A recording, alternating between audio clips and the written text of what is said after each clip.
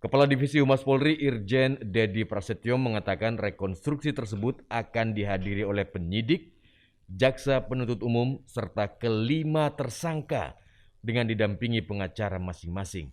Lalu yang menjadi pertanyaan, banyak media yang menggunakan kasus ini langsung menyebut kasus pembunuhan berencana. Bukankah seharusnya ada kata dugaan sebelum pengadilan memutuskan? Dan untuk membahasnya saat ini sudah bersama dengan jurnalis senior Nuim Hayat yang saat ini masih berada di Indonesia, di Pulau Dewata, di Bali. Assalamualaikum Bang Nuim. Waalaikumsalam warahmatullahi wabarakatuh. Apa kabar Nurdian? Alhamdulillah sehat. Bagaimana cuaca Bali hari ini Bang Nuim? Oh enak. Tidak hujan dan tidak terlalu panas. Angin sepoi-sepoi basah kata orang kita. Jadi cukup enak lah. Dan tidur juga tidak perlu pakai AC. Sudah cukup sejuk. Jadi enak. Betul enak. Betul. Bang Nuim, angin sepoi-sepoi juga sudah dihembuskan oleh Kapolri sejak beberapa waktu lalu bahwa kasus kematian Brigadir Yosua ini semakin terang benderang. Tapi sebetulnya ada yang mengganjal Bang Nuim. Sebetulnya kasus pembunuhan berencana atau apakah kasus dugaan pembunuhan berencana? Apa sebetulnya Bang Nuim? Ini menarik. Kemarin saya membaca di media Indonesia halaman depan kutipan dari laporan yang mengatakan berkas Ferdi Sambo dilimpahkan ke pengadilan pekan ini. Di situ ada kutipan dari ucapan Kapolri Jenderal Listio Sigit Prabowo yang mengatakan, saya kutip ya, komitmen kita semuanya transparan, bagus. Tidak ada yang kita tutup-tutupi, alhamdulillah. Semua langkah mantan Kadif Propam Polri Irjen Ferdi Sambo dalam membunuh Brigadir J bakal dibuka ke publik. Nah ini saya pikir dari segi hukum tidak bisa diterima sebenarnya. Paling tidak di Australia ini dianggap sebagai sesuatu yang melangkahi hukum itu sendiri. Kenapa Bang Nuim? Seorang Kapolri mengatakan dalam membunuh harusnya disebutkan di sini dalam dugaan membunuh. Karena belum pastikan dia membunuh. Kan kita mengatakan dugaan tidak bersalah. Presumption of innocence. Seseorang itu tidak bisa dikatakan bersalah sebelum dibuktikan oleh pengadilan bahwa dia bersalah. Dalam hal ini pengadilan belum berbicara. Seorang Kapolri, biarpun jenderal, biar bintang 5, dia bukan hakim. Dia tidak boleh mendahului hukum. Dia berada di bawah hukum dan dia menegakkan hukum. Dia melaksanakan hukum itu. Dalam hal mengatakan bahwa Ferdi Sambo telah membunuh padahal pengadilan belum menjatuhkan vonis yang ingkrah, itu tidak bisa diterima. Jadi kalau kita mau membandingkan, ya barangkali ini budaya hukumnya berbeda, tapi saya pikir tidak. Kalau kita bandingkan misalnya di Australia, bahkan seorang Perdana Menteri, bahkan seorang anggota DPR, di mana dia di dalam DPR itu boleh mengatakan apa saja karena dia diberikan kekebalan hukum untuk mengatakan apa saja, tapi dia tidak bisa mengatakan seseorang telah melakukan pembunuhan sebelum pengadilan menjatuhkan vonis dengan segala bukti yang ada bahwa memang dia telah melakukan pembunuhan. Jadi dugaan melakukan pembunuhan, bukan membunuh. Dalam hal ini dia mengatakan bahwa Kadif Propam Polri Irjen Ferdi Sambo dalam membunuh Brigadir J bakal dibuka ke publik. Kalau memang sudah dikatakan membunuh, ya tinggal jatuhkan saja hukuman. Kenapa mesti diperiksa lagi, buang-buang waktu? Ya kan? Jadi logikanya di situ. Di sinilah hukum itu berperan. Tidak ada orang di atas hukum, dan di mata hukum semua orang itu sama. Tidak boleh ke atas tumpul ke bawah tajam, atau ke bawah tumpul ke atas tajam. Tidak bisa. Jadi waktu saya membaca ini, saya merasa terpanggil untuk barangkali bisa kita bicarakan hal ini. Tergelitik gitu Bang Nuim ya. Budaya hukum apa mungkin kalimat-kalimat yang dilontarkan oleh Kapolri ini terlalu bersemangat gitu Bang Nuim, membuka kasus ini menjadi terang benderang gitu? Menurut Dian, beliau adalah Kepala Polisi Republik Indonesia. Kepala Polisi Republik Indonesia membawahkan berapa? 500.000? Dia tidak boleh. Dia hanya mengamankan, menyerahkan kepada pengadilan. Kemudian pengadilan yang menentukan bagaimana. Misalnya, ini misal saja, yang umpama. Misalnya pengadilan lalu mengatakan bahwa terdakwa tidak bersalah. Bagaimana jadinya? Nah, ini kan merupakan satu yang sangat memalukan. Bahwa sang jenderal sudah mengatakan membunuh, tahu-tahu pengadilan mengatakan tidak ada bukti untuk mendukung tuduhan telah melakukan pembunuhan. Ini seperti waktu kita dulu belajar jadi wartawan, jadi reporter. Ketika kita melaporkan bahwa telah terjadi unjuk rasa itu kemudian berubah menjadi anarki dan polisi terpaksa melepaskan tembakan. Tidak ada terpaksa. Polisi melepaskan tembakan, terpaksa atau tidak itu adalah opini, bukan laporan. Nanti kalau kita melakukan komentar, kita melakukan tajuk rencana, kita melakukan pengupasan, boleh kita mengatakan keadaan sudah demikian rupa sehingga polisi terpaksa. Itu pandangan kita, bukan kenyataan. Kenyataannya polisi melepaskan tembakan, tidak boleh dikatakan terpaksa. Dalam hal ini juga harusnya yang diduga telah membunuh ini perlu diduga, masih belum dibuktikan. Oleh sebab itu, kadang-kadang banyak orang, ya, karena waktu saya dulu bekerja misalnya di Radio Australia itu kita menyiarkan tentang bagaimana pengadilan di Australia itu menggunakan sistem juri. Dan juri ini 12 orang terdiri dari orang-orang awam yang sama sekali buta hukum. Dia hanya mendengarkan dakwaan dan mendengarkan pembelaan oleh kuasa hukum, lalu dia menyimpulkan, mereka yang 12 orang ini menyimpulkan apakah terdakwa bersalah atau tidak bersalah. Kenapa dipakai orang-orang awam? Ini untuk mencerminkan rasa keadilan masyarakat.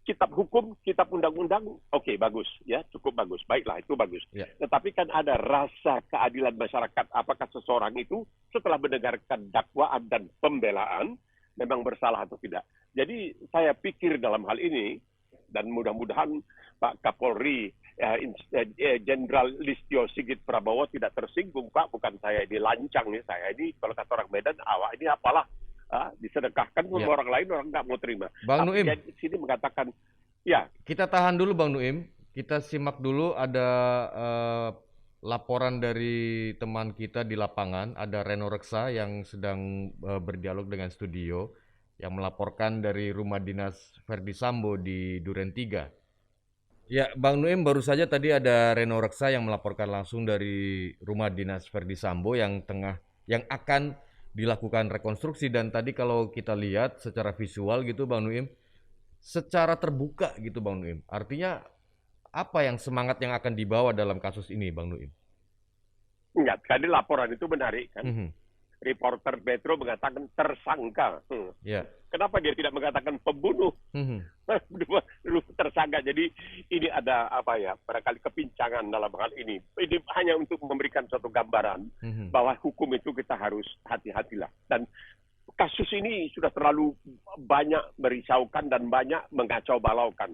Saya ingat tanggal 11 Juli ketika pertama kali saya melihat di YouTube di Melbourne bagaimana keterangan Jenderal Ramadan, kalau saya tidak salah pada waktu itu, menjelaskan dengan ekspresi, dengan tangannya menunjukkan kenapa sampai kelingking korban itu hilang, itu karena tertembak dan itu luar biasa. Saya lalu berpikir, apakah memang telah terjadi tembak-menembak? Mana mungkin ini? Orang mulai bertanya-tanya. Dan dalam wawancara dengan radio-radio lain juga saya mengatakan jangan sebutkan tembak-menembak, nanti banyak pendengar yang merasa kecewa karena mereka dianggap agak bodoh.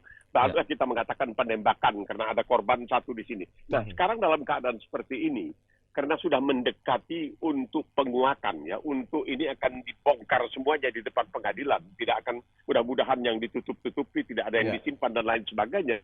Ini perlu adanya suatu kejelasan karena ini kasus ini sudah sangat bersimpang siur. Nurdian tahu otopsi saja harus dilakukan, pemeriksaan mayat harus dilakukan 2 kali. Betul. Sesudah dikubur, diangkat lagi dari kuburan. Ini kan kacau balau. Jadi masyarakat yang biasanya itu daya fokusnya, ya, daya konsentrasinya tidak begitu panjang, masyarakat sudah mulai tidak sabar ini ingin mengetahui apa yang terjadi. Dan dalam hal ini pengadilanlah nanti yang akan menentukan apa sebenarnya yang telah terjadi dan apakah dakwaan yang diajukan oleh kejaksaan yang telah menugaskan begitu banyak jaksa memang bisa dapat diterima, dan bahwa pembela nanti barangkali segala pembelaannya akan ditolak, itu terserah semuanya kepada majelis hakim. Saya pikir ini tidak juga seorang hakim, mungkin ini akan majelis hakim. Apakah 3 orang atau 5 orang, wallahu alam. Tapi kalau di Australia, di Selandia Baru, di Inggris, di Kanada, bahkan di Amerika, ini pasti akan diadili oleh masyarakat, anggota masyarakat biasa, Ya. artinya oleh dewan juri. Bagaimana Di sini oleh sebetulnya para ujung hakim. kasus ini kemudian nanti akan di persidangan karena terlalu banyak skenario, terlalu banyak sandiwara juga yang kemudian juga mengganggu pemikiran-pemikiran kita, apalagi kemudian publik.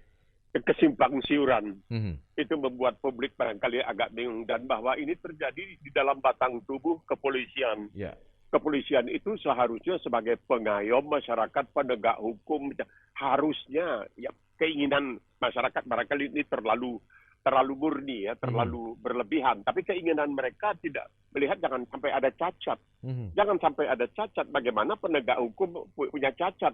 Padahal penegak hukum itu harusnya menjaga cacat-cacat yang ada di dalam masyarakat agar diperbaiki sehingga hilang cacatnya. Ini penegak hukumnya yang punya cacat seperti ini, simpang siur. Lalu mereka mengatakan, kalau ini terjadi dalam kasus Brigadir Polisi J, bagaimana dalam kasus-kasus lain? Ya. Kemudian beredar macam-macam opini, macam-macam pandangan. Yang mengatakan, kalau tidak ada duit atau tidak ada kenalan. Ini membuat orang jadi tentunya merasa risau sekali. Bahwa mereka bisa saja menjadi korban, bisa saja menjadi mangsa. Ya. Ini tidak dikehendaki. Mereka harus, kita ini sebagai warga negara biasa, sebagai anggota masyarakat biasa, ketika kita melihat seorang polisi, kita tenang. Saya mengurut dada tenang karena ada polisi. Dan dia akan membela saya karena saya merasa saya bukan melakukan sesuatu kesalahan. Sehingga kalau ada orang yang akan melakukan sesuatu terhadap diri saya, polisi itu yang akan turun tangan untuk membela saya.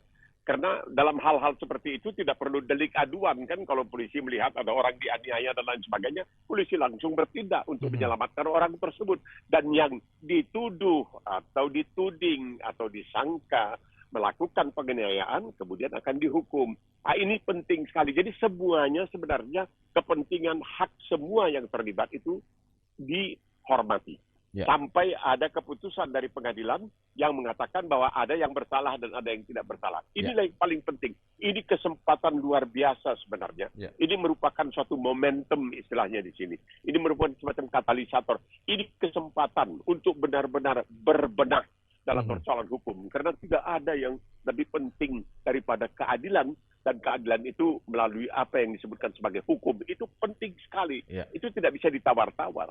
Siapapun yang bersalah, kalau memang terbukti bersalah, maka harus dihukum. Tapi harus diperiksa dahulu bersalah atau tidak. Jangan sebelum dia dihukum, sebelum dia diperiksa, sebelum dia diadili, sebelum ada dakwaan dan pembelaan, dia sudah di fait accompli istilahnya dikatakan, oh sudah bersalah. Dia telah melakukan pembunuhan. Tidak. Dia diduga telah melakukan pembunuhan. Ya. Nah, ini masalah. Jadi misalnya kalau kita lihat ya, Nurdian ya katakanlah di Australia, karena saya hidup di sana ya sebagai warga negara Indonesia yang hidup di Australia. Itu dikatakan kita boleh membela diri. Sekiranya datang orang masuk secara paksa ke rumah kita dan kita melakukan perlawanan. Tapi perlawanan yang kita berikan itu harus berpada-pada.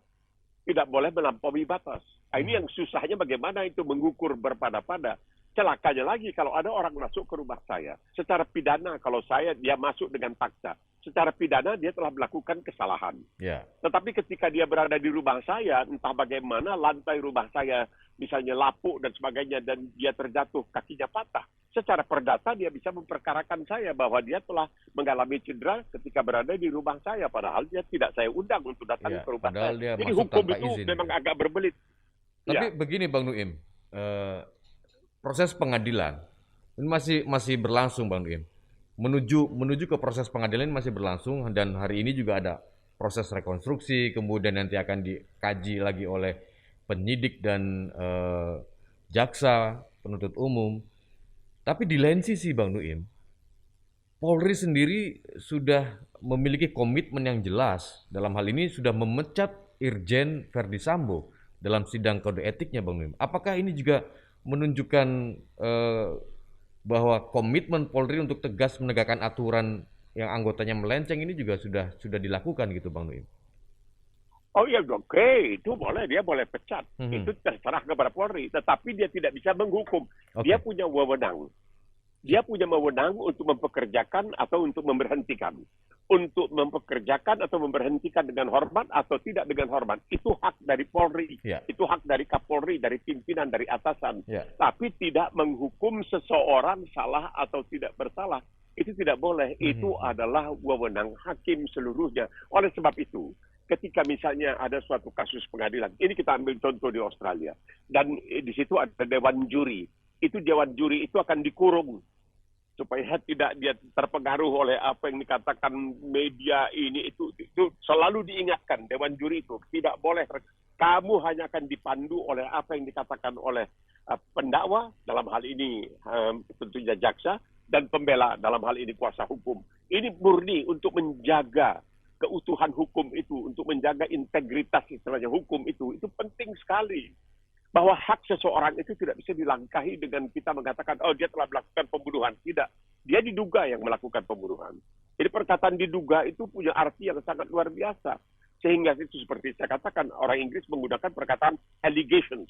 Bahwa dia allegations, setelah diduga melakukan semua. Tidak ada siapapun kecuali pengadilan, dalam hal ini kecuali dewan juri. Yang dimaksud dewan juri adalah anggota biasa masyarakat yang menentukan salah atau tidak bersalah karena dia mencerminkan rasa keadilan yang ada di dalam masyarakat. Adakah maksud tersembunyi dari kalimat atau dari kata itu sebetulnya Bang Nuim? Tidak ada, hanya untuk mengatakan bahwa kita tidak bisa lancang. Nah, ini perkataannya tidak bisa lancang. Kita hanya mengatakan tunggu dulu.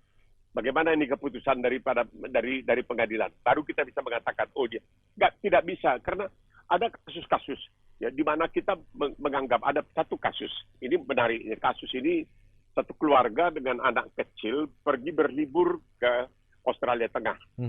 Tiba-tiba anaknya itu yang baru lahir, ya masih muda, katanya dicuri oleh anjing liar bernama dingo. Itu di Australia itu ada anjing liar dingo. Nah, banyak orang yang tidak percaya bahwa anjing telah mencuri bayi tersebut. Kenapa? Karena katanya pakaian si bayi kelihatan. Bagaimana katanya? Apakah seekor anjing bisa membuka pakaian sang bayi? Singkat cerita, si perempuan, si ibu dituduh telah melakukan pembunuhan terhadap anaknya. Ya, diduga telah melakukan. Maka diadili. Pengadilan pertama dia dinyatakan bersalah Tapi itu ada yang mengatakan bahwa tidak adil karena apa? Karena jaksanya terlalu hebat sedangkan kuasa hukumnya tidak sehebat jaksa.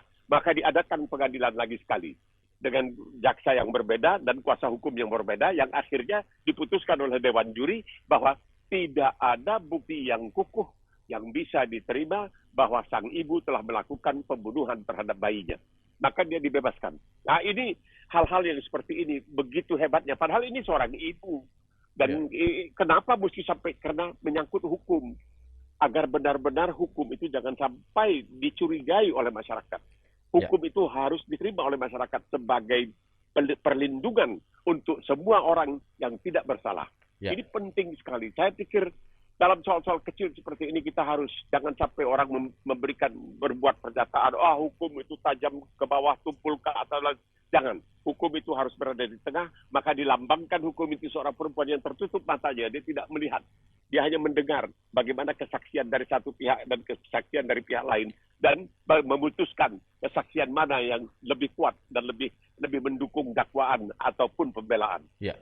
Dan kalau Bang Nuim mungkin ingat juga, ada kasus polisi Australia yang bernama Zachary Rolfe didakwa atas pembunuhan Kuman Jayi Walker, Bang Nuim, yang terjadi pada 9 November 2019 lalu di komunitas adat terpencil di Yuendumu di Northern Territory. Ini pria aborigin ini tewas usai ditembak sebanyak 3 kali saat hendak ditangkap oleh Zachary sebagai polisi yang mendatangi rumahnya. Dan kematian Walker ini menuai unjuk rasa besar-besaran di Australia secara nasional waktu itu, Bang Nuim. Dan sekarang polisi itu dibebaskan karena tidak terbukti bersalah membunuh pria aborigin itu. Bang Nuim, bagaimana tanggapannya? Iya, itu dia. Padahal sudah mengatakan bahwa terjadi waktu itu perlawanan oleh korbannya. Dikatakan korban memberikan perlawanan dan itu membahayakan, menurut sang polisi itu membahayakan dirinya. Karena di Australia begini, Nurdian, setiap peristiwa penembakan oleh polisi itu akan diperiksa. Mhm. Itu akan diperiksa. Tidak akan diterima begitu, oh dia telah menembak karena tidak. Makanya polisi di sana kan dibekali bukan hanya dengan pistol yang berpeluru, tetapi juga laser. Bukan itu saja, tetapi ada semprotan yang disebutkan semprotan cabai. Ya. Jadi sebelum melakukan penembakan, dan sekarang ini juga banyak yang bertanya, kenapa polisi kalau menembak kok langsung ke dada? Kenapa tidak ditembak kakinya dan lain sebagainya? Nah, dalam kasus yang tadi Nurdian sebutkan, itu memang banyak yang mengatakan, oh iya, karena selama ini katanya penduduk pribumi di Australia itu selalu diperlakukan dengan kurang adil dan lain sebagainya. Ya. Maka pengadilan perlu mendengarkan kedua belah pihak apa yang terjadi. Maka dikatakan bahwa polisi tadi merasa dirinya terancam. Dia sungguh-sungguh merasa dirinya terancam. Bukan seperti yang terjadi di Amerika Serikat, di mana polisi itu menekan batang leher seorang tersangka, ya, dengan lututnya sampai mati. I can't breathe, saya nggak bisa bernafas, saya nggak bisa bernafas. Nah, itu pun diadili. Tengok, dikasih hukuman yang sangat berat. Karena polisi tadi mungkin dia telah melaksanakan apa yang disebutkan barangkali secara prosedural. Ya, itu merupakan protokol tindakan yang telah ditetapkan oleh kepolisian, tapi tidak sampai menewaskan tersangka dan lain sebagainya. Jadi ini penting sekali. Makanya dalam kasus ini, apalagi ini terlibat seorang inspektur jenderal. Dan ini adalah orang yang diakui oleh banyak orang, tapi tidak resmi, bahwa punya pengaruh yang sangat besar di dalam kepolisian, di dalam Polri sendiri. Wallahu alam, benar atau tidak, insya Allah nanti di pengadilan bisa terbongkar. Apalagi banyak kan kita dengar desas-desus. Misalnya, ini bukan sembarangan.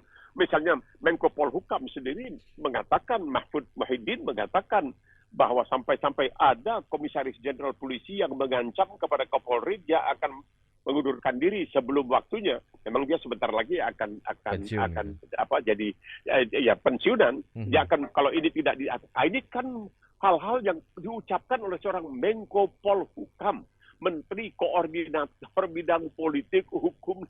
Ini luar biasa kasus ini. Ini bukan main-main. Sampai-sampai memang Mahfud dituduh oleh anggota DPR sebagai menteri komentator dan lain sebagainya. Tetapi barangkali dia terpanggil. Dia terpanggil ya, karena melihat keadaan kasus ini. Karena dia khawatir dan dia mendengar banyak tentang desas-desus. Ini perlu dijernihkan supaya orang mengetahui apa sebenarnya yang terjadi dengan Inspektur Jenderal Verdi Sambo ini. Benarkah dia punya pengaruh yang sangat luar biasa? Karena dia punya barangkali hubungan ke sana kemari dan itu kita tidak tahu. Kita ingin semua ini terbongkar dengan jelas dan ke depan Polri bisa menjadi betul-betul alat negara yang sangat disayangi dan sangat dicintai, sangat disegani oleh masyarakat. Ini perlu. Kalau perlu, datangkan orang luar untuk melakukan pembelaan. Sebab belakangan ini juga ada yang mengatakan, bagaimana dengan penasihat Kapolri? Apakah perlu dari luar ataukah dari dalam? Masih ada argumen, ada begitu perbantahan dalam masyarakat. Apakah Kapolri perlu mempunyai seorang penasihat yang diambil dari dalam batang tubuh kepolisian ataukah dari luar? Ya, itu terserah. Ya. Ada yang menarik juga Bang Nuim. Sebagai kasus dugaan pembunuhan dengan menembak korban antara jenderal dan bawahannya, Komnas HAM menyebut kasus ini tidak termasuk pelanggaran HAM berat. Komentar Bang Nuim seperti apa? Tidak bisa. Setiap penewasan, setiap kematian yang disebabkan oleh tindakan kepolisian itu harus diperiksa untuk dibuktikan. Ya, ini makanya orang sekarang ribut kan. Dalam kasus kilometer 50, orang mengatakan itu perlu juga dibongkar untuk melihat apakah itu merupakan pelanggaran HAM. Kita sekarang harus mengatakan apa yang dimaksudkan dengan hak asasi manusia. Jadi kalau Komnas HAM tidak mengatakan bahwa hilangnya satu nyawa, itu satu nyawa manusia. Jangan kita lihat dari segi agama, kita lihat dari segi hukum biasa saja. Menghilangkan nyawa manusia. Kita berbicara, barangkali Nurdian masih ingat ketika kita berbicara mengenai persoalan pengguguran kandungan dan lain sebagainya. Itu kan dikatakan kalau dia melakukan penewasan terhadap bayi, ya, yang itu katanya dia punya, tidak bisa. Begitu bayi itu lahir dan punya nyawa, itu nyawanya sudah menjadi sakral, menjadi suci. Tidak bisa dihilangkan begitu saja. Dan setiap abdi negara, setiap alat negara bertugas harus untuk menjaga dan menyelamatkan nyawa tersebut. Tidak bisa dihilangkan begitu saja. Menghilangkan nyawa siapa saja, kecuali dalam peperangan. Bahkan di dalam, seperti saya katakan tadi, kalau di Australia tembak-menembak dan lain sebagainya, itu akan diperiksa untuk melihat apakah bisa dibenarkan tindakan seorang alat negara yang menggunakan pistol yang diberikan kepadanya untuk menewaskan, menghilangkan nyawa seseorang. Sampai kira-kira waktu saya mula-mula bekerja di Inggris itu tahun 60-an, itu polisi tidak ada yang bawa senjata sama sekali. Paling-paling bawa pentungan. Ya. Nah, kemudian berangsur-angsur diberikan senjata dalam bentuk laser, kemudian diberikan semprotan, katanya disebutkan capsicum spray atau semprotan cabai dan lain sebagainya. Semuanya dimaksudkan hanya untuk melumpuhkan, tapi bukan untuk menewaskan. Belakangan barulah, karena sudah makin banyak penjahat dan penjahat mempunyai senjata dan lain sebagainya, polisi dipersenjatai. Tapi untuk menggunakan senjata itu, seperti yang tadi Nurdian sebutkan dalam kasus di wilayah utara Australia itu dikatakan saya terpaksa karena saya membela diri. Ya. Itu karena ada saksi-saksi dan ya setelah didengarkan oleh pengadilan memang sepakat dengan apa yang dikatakan oleh sang polisi yang menjadi terdakwa dalam kasus tersebut. Ya. Kemudian sebetulnya Bang Nuim, jika publik tidak bersuara lantang atau mungkin Pak Mahfud MD sebagai Menko Polhukam juga tidak mengawal kasus ini, apakah menurut Bang Nuim kasus ini akan adem ayem aja atau bagaimana Bang Nuim? Kita lihatlah pada tanggal 11 Juli Jenderal Ramadan ikut saya melihat benar nih kejadian dia berdiri begitu di Duren 3 itu memberikan keterangan kepada media, ada pertanyaan-pertanyaan, kemudian saya melihat televisi Metro bertanya kepada tante dari korban pada waktu itu, dan saya mengatakan ini nampaknya mesti dibongkar habis-habisan. Ini nampaknya sangat disederhanakan. Dan itu menimbulkan syakwa sangka. Ini tidak benar. Harus ada kejelasan. Oleh sebab itu, mau tidak mau, kita mesti juga angkat topik kepada kuasa hukum dari pihak korban, yaitu saudara Kamarudin. Kita mesti angkat topi bahwa dia berjuang begitu gigih sampai terbongkar semua ini. Dan ini semuanya menimbulkan banyak pertanyaan lagi. Bukan menjawab pertanyaan, tapi menimbulkan banyak pertanyaan. Apa benar terjadi tembak-menembak antara Barada E dengan Brigpol Y? Masa katanya Brigpol Y seorang sniper dan lain sebagainya melepaskan 7 tembakan, tidak ada satu pun yang kena. Barada E melepaskan 5 tembakan. Bisa ini, dan saya waktu mendengar itu saya bilang, apa di Indonesia boleh seorang anggota polisi yang masih Barada brigadir polisi, apa boleh bawa senjata laras pendek? Bukankah mereka itu biasanya pakai senjata laras panjang, bukan laras pendek? Kalau di luar negeri memang mereka pakai pistol sebenarnya. Ada tetangga saya, anaknya baru saja jadi polisi juga sudah bawa pistol, tapi juga bawa semprotan cabai dan bawa laser dan lain sebagainya. Nah, ini menimbulkan pertanyaan. Kalau tidak diungkapkan oleh Kamarudin, oleh kuasa hukum, mungkin ya sudah senyap semuanya. Tapi karena ada foto-foto yang diambil, bahkan hasil forensik, jangan Nurdian lupa, Nurdian ingat bahwa ketika akan dibentuk suatu tim forensik lain, saya melihat ucapan ataupun keterangan dari Panglima TNI, Jenderal Andika Perkasa, begitu seakan-akan bersikeras, minta kalau boleh agar ahli forensik dari TNI juga diikut sertakan. Kita mesti membaca semua ini, apa boleh buat. Ini merupakan memberikan kepada kita kesempatan untuk membuat tafsir. Kenapa TNI sampai seakan-akan bersikeras menginginkan agar ahli forensik dari pihaknya juga diikut sertakan. Barangkali untuk mengawal juga. Karena dalam kasus pertama seakan-akan sudah diterima. Coba Nurdian pikirkan. Ya. Ini persoalan, dibawa ambulans tentunya diotopsi. Karena matinya tidak, dalam tanda kutip, tidak wajar. Ya. Siapa yang melakukan otopsi? Kenapa otopsi yang pertama itu tidak menemukan hal-hal yang dalam tanda kutip mencurigakan? Nah, ini kan mesti diperiksa. Siapa yang melakukan otopsi itu? Yang melakukan otopsi itu adalah ahli forensik. Bukan orang sembarangan, bukan Nurdian, bukan saya. Kita ini apa? Kita ini keroco begitu kira-kira. Tapi kenapa tidak ada pertanyaan pada waktu itu dan tidak ada yang mengatakan, lah, ini kok bisa ini? Kenapa tidak ini dipertanyakan? Kemudian hilangnya segala kamera yang ada di situ sehingga ketua RT-nya yang juga mantan seorang jenderal polisi, ya, purnawirawan juga mengatakan, wah ini kok enak aja dicopoti semua ini. Itu kan mengganggu alat bukti, itu sangat berat hukumannya karena telah merusak tempat kejadian perkara. Ini semuanya membuat orang bertanya pada waktu itu. Tapi barangkali banyak yang tidak berani mengemukakan. Karena ya bagaimana? Ini melawan polisi ya tentunya ini ibarat melawan ikan berenang, kalah dong kita. Ya. Begitu orang punya persangkaan terhadap itu. Coba Nurdian pikir, bagaimana bisa ada otopsi yang pertama, pemeriksaan mayat yang pertama itu? Bagaimana itu bisa diterima hasilnya begitu saja? Sehingga ketika akan dilakukan pemeriksaan mayat yang kedua, di antara lain TNI mengatakan kami ingin untuk menyumbangkan seorang ahli forensik kami. Itu saya ingat betul dan saya lihat Jenderal Andika Perkasa seakan-akan ikut sertakanlah supaya ini bisa menenangkan masyarakat dan ini bisa dijamin hasil otopsi kedua ini. Nah sekarang hasil otopsi kedua juga mengatakan tidak ada tanda-tanda telah terjadi penganiayaan. Ya kita tidak tahu kan mereka ahlinya. Tapi bagaimana dengan foto-foto yang ada sebelumnya? Ya. Yang menunjukkan ada kemungkinan, tidak pasti, ada kemungkinan telah terjadi penganiayaan. Ya. Ini kasus sebenarnya besar sekali. Ini besar sekali. Oleh sebab itu dari sejak semula kita berbicara soal ini, saya mengatakan kalau di Australia ini pasti akan dibentuk suatu komisi pengusut yang terdiri dari mantan hakim dan orang-orang ahli dalam bidang hukum dan kepolisian untuk ya mendengarkan dan kemudian sampai kepada suatu kesimpulan apa yang harus dibenahi di dalam batang tubuh kepolisian. Ya, Bang Nuim, dan kasus ini juga sekaligus menjadi apa ya? Kemudian menjadi pertaruhan gitu ya bagi institusi Polri sendiri, karena banyak media asing juga yang menyoroti kasus ini, Bang Nuim. Apa yang seharusnya dilakukan oleh institusi Polri untuk kemudian membuat publik Indonesia kembali percaya dan mata dunia juga melihat bahwa Polri melakukan sesuatu hal yang adil sesuai dengan takarannya, sesuai dengan aturan-aturan yang ada.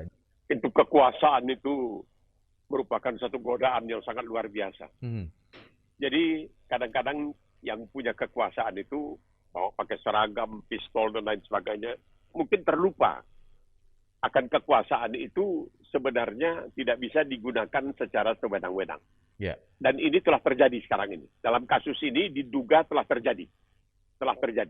Sehingga nanti pengadilan harus menentukan. Nah, ini yang penting. Setelah itu dilakukan suatu penelitian ke dalam.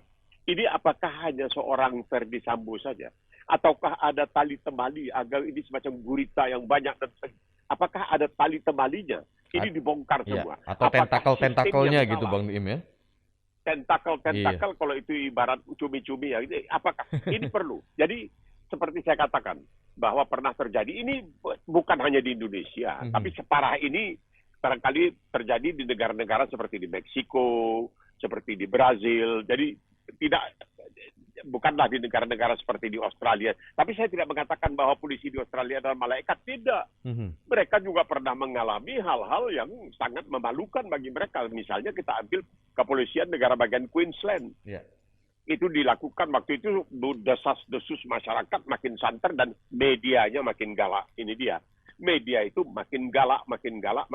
Pada akhirnya terpaksa pemerintah mengadakan suatu penyelidikan. Semula penyelidikan diperkirakan akan makan waktu beberapa minggu. Akhirnya berlangsung 2 tahun. 2 tahun itu terbongkar segala-galanya. Segala borok terbongkar sehingga kepala pemerintahannya sendiri pun akan diperiksa. Tapi karena dia sudah melampaui 81 tahun usianya dan lain sebagainya, ya sudahlah, dilupakan begitu saja. Dan dia sendiri terpaksa mengundurkan diri. Padahal dia dipilih oleh rakyat.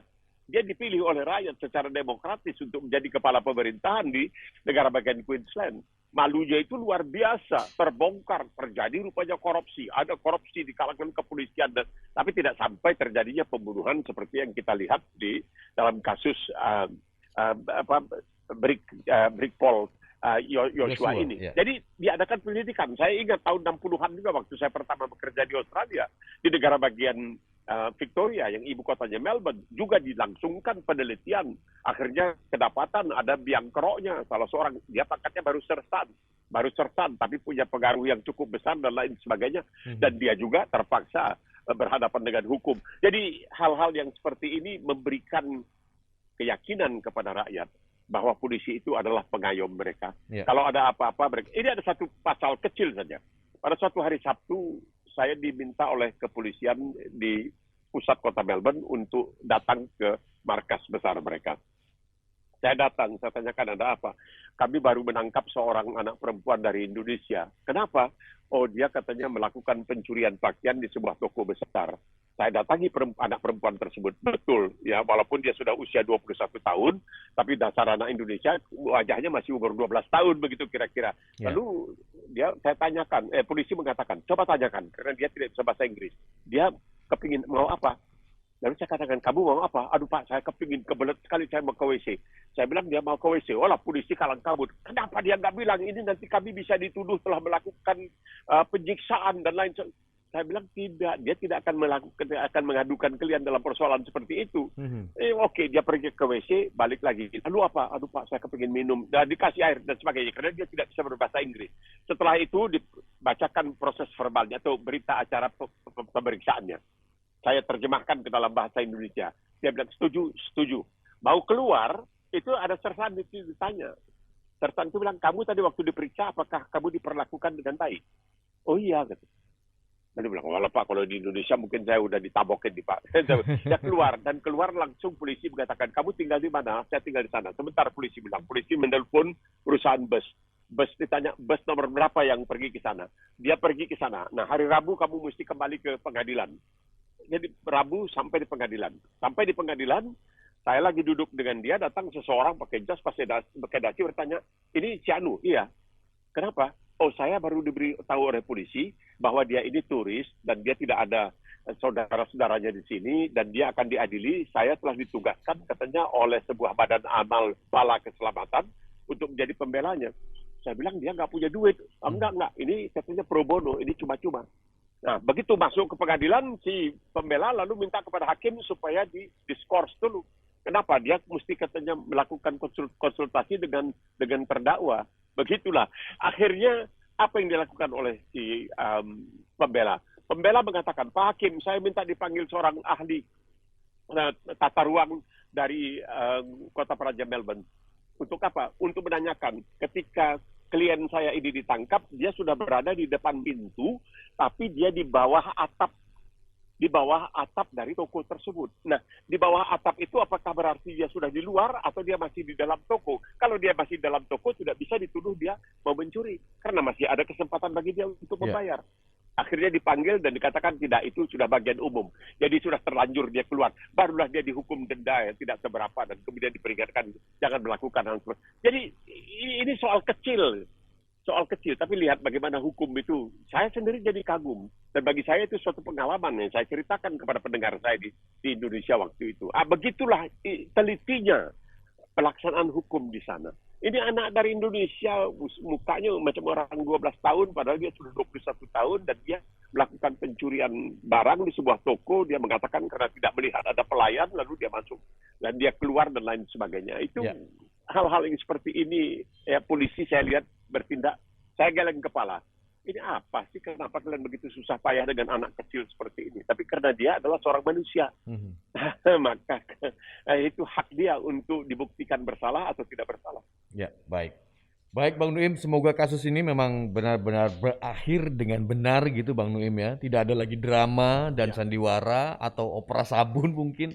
Dan pada saat proses persidangan berlangsung nantinya juga tidak ada lagi yang ada yang mungkin menyembunyikan bukti dan lain sebagainya. Semoga saja ini menjadi terang benderang dan kita tahu mana yang salah, mana yang benar di mata hakim sebagai wakil Tuhan di bumi. Begitu Bang Nuim.